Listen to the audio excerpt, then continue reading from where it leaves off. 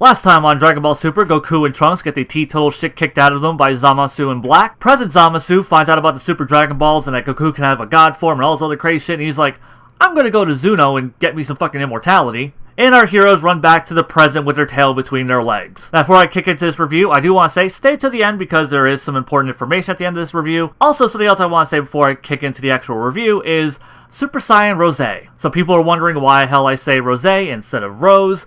The reason is that the name is Super Saiyan Rosé, not Rose. It's not the word rose, it's French, it's rosé. It's named after a pink wine. And it's basically just their fancy way of saying Super Saiyan Pink. Except instead of saying pink, they're saying rosé.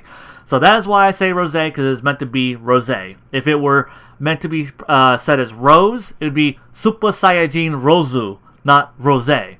So that's why I say rosé, because it is rosé. Now, first thing I want to say about this episode is, holy crap, I was wrong, and I'm kind of glad that I was wrong, because I had predictions that they were going to go to the future, they were going to, fight Black, and they were going to, beat him, and it was going to, resolve all this shit with Zamasu, and that was going to be the end of the arc, and the thing was going to be over, and I was very, very wrong. They get their shit kicked in and go back to the present. I'm like, oh, this arc is going to keep going, and it's clearly building up some more stuff. Don't know how long it's going to go, but the mere fact that it's going to be going past, 13, 14 episodes makes me really happy, because this means it's going to be a legitimate arc, not just, a movie stretched out into arc length. Now, the big thing that's in this episode that everyone's talking about is the fight scene. And holy crap, yeah, this fight is fucking amazing. It has some of the best animation I've ever seen in the Dragon Ball franchise. The animator, Shida, he really just brings his A-game. There's a specific cut, and I think you know what cut of animation I'm talking about, which is just it's probably the best non-movie piece of Dragon Ball animation ever. There was great choreography, great staging, great composition, great pacing, just really fluid action. It was a phenomenal fight scene. It was fucking badass. And not only was it badass though, but it had an actual sense of tension and a weight to it that I feel a lot of fights in Super just haven't had. I felt like, oh shit, someone could actually get killed. Vegeta getting stabbed, then Goku and Trunks getting just completely wiped out, and Zamasu and Black charging up that giant energy ball only to have Vegeta final flash at the last second. And then, Mai comes in and saves Vegeta after Yajirobe saved Goku and Trunks. It was, there's so much shit going on. I was like, damn, that's some really well done shit. And it really kept me invested. Also, we find out that Zamasu is immortal, which is holy crap. This is the first, I guess you could say, canon villain who's ever been immortal. And, clearly the end of the episode, builds upon that with the whole, Zamasu finds out about Super Dragon Balls, and clearly he's going to go to Zuno and wish for immortality.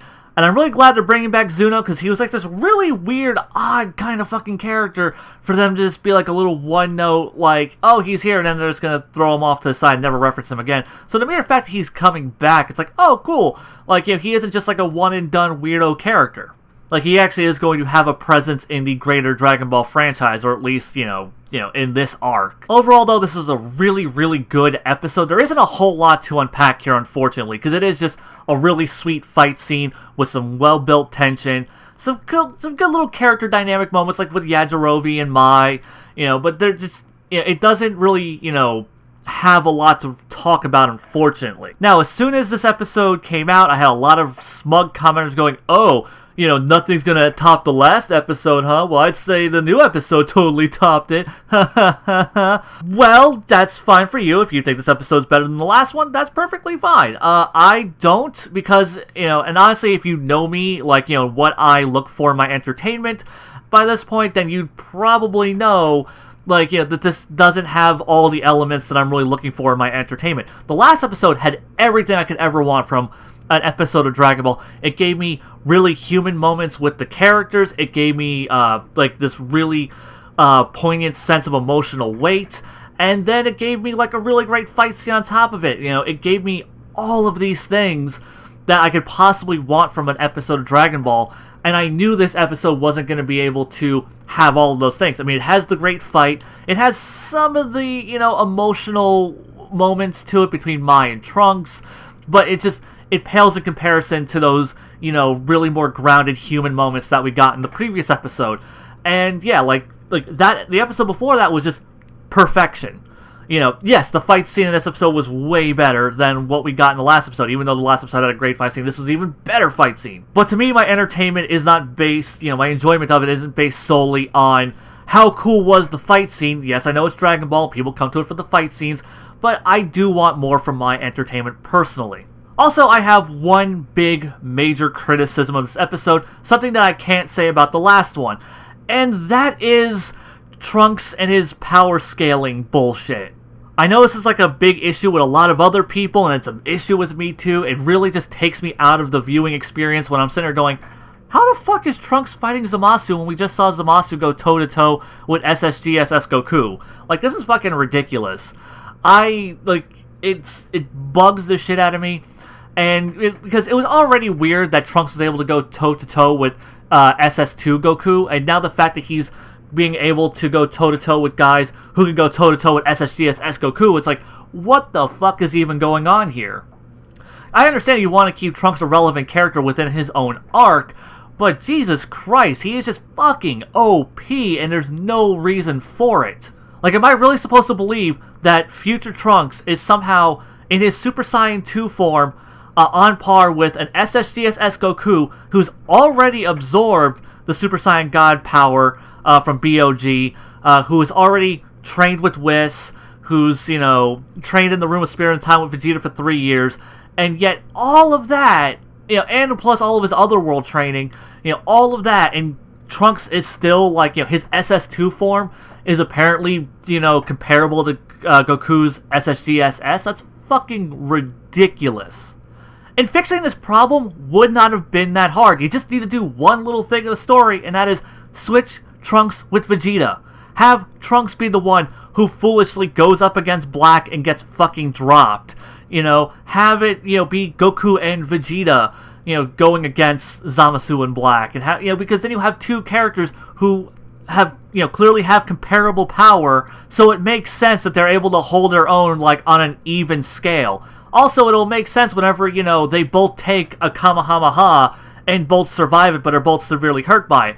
Because honestly, any attack that could horribly injure Goku as an SSGSS should completely goddamn vaporize Trunks. Trunks should not exist anymore. Like, he should be fucking space dust. So that's like my one big gripe with this episode.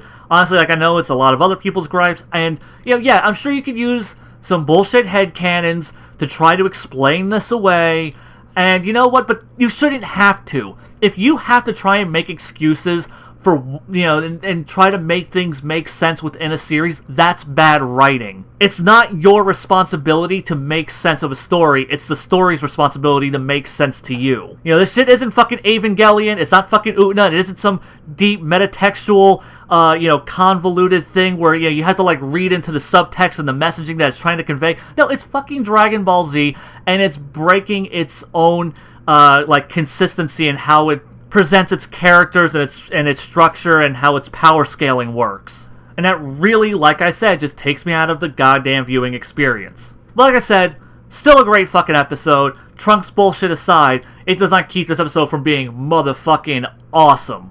Another phenomenal episode. Really loved it. Now on to the thing I need to talk about. Hopefully you guys stayed until this part, because this is pretty damn important. I'm going on a hiatus. That means no more videos for a while, no more Super reviews. I'm sorry. When I come back, I'll try to get caught up on Super and go through all the episodes and give each episode its own review.